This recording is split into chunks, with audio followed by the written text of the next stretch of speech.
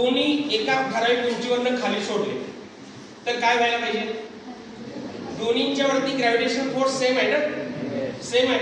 मग दोन्ही काय व्हायला पाहिजे? सलग खाली यायला पाहिजे. प्रयोग करून बघूया काय होतं, काय होईल असं तुम्हाला अंदाज आहे? हे जास्त लवकर येईल, हे का कमी स्लोली येईल? का का वेट. हे हा वेट कुणावर लावतो? हा वेट कुणावर लावतो? कशावर लावेल वेट? वेट कशावर लावणार आहे? इथं जी हवा आहे त्या हवेवरती वेट लावणार. हे काय आहे? कमी वेटचं आहे. हे कमी वेट असल्यामुळे हवा त्याला खालून काय होईल? हा यस. बघा आता फक्त मी आता हे केलं तर सोडलं तर फास्ट हे जाईल, हे कमी येईल. बरोबर. आता समजा मी दुसरा प्रयोग करून बघूया की मी याच्यावरती असा पेपर धरला याच्यावरती, तर काय होईल? काय होईल? दोन्ही एकाच वेळी पडतील? नाही. बघूया काय होईल. आता काय होईल झालं? हे आहे तसंच पडलं.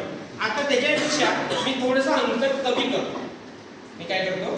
अंतर मगाशी होतं की नाही त्याच्यापेक्षा कमी करतो. काय होईल बघा? काय होईल सांगा मला पहिल्यांदा. हे अंतर कमी आहे.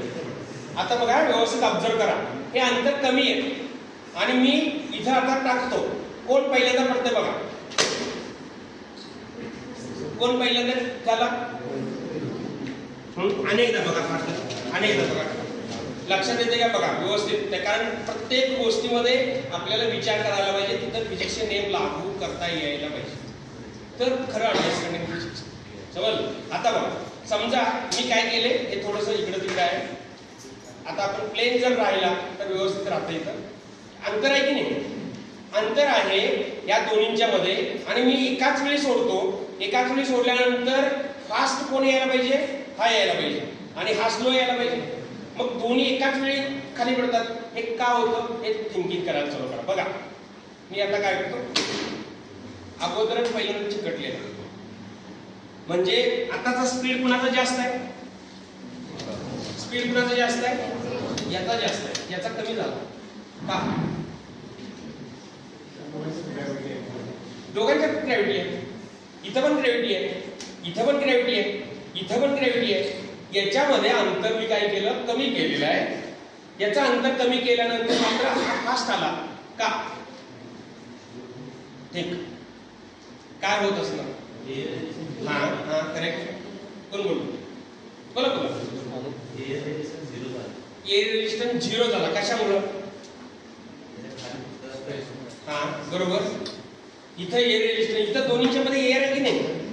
हा थिंकिंग एक्सपेक्ट लेवलला जाऊन का? एक्सपेक्ट लेवलला थिंकिंग जाऊन केल्यानंतर काय होईल बघा.